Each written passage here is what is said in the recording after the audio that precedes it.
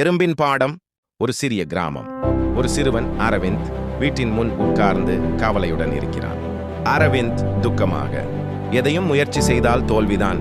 படிப்போ விளையாட்டோ நான் ஒன்றுமே செய்ய முடியாது. அவன் பார்வை தரையில் விழுகிறது. ஒரு எறும்பு ஒரு பெரிய தானியத்தை எடுத்துக்கொண்டு மேலே போகிறது. ஆனால் பல முறை விழுகிறது.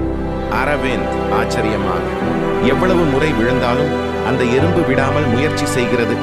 எறும்பு மீண்டும் மீண்டும் முயற்சி செய்து இறுதியில் தானியத்தை மேலே கொண்டு செல்கிறது.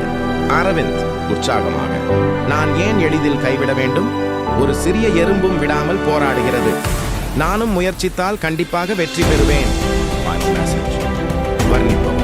வாழ்க்கையில் எத்தனை தடைகள் வந்தாலும் விடாமுயற்சி தான் வெற்றிக்கு வழி. ஒரு எறும்பு கூட கற்றுக் கொடுக்கும் மிகப்பெரிய பாடம்.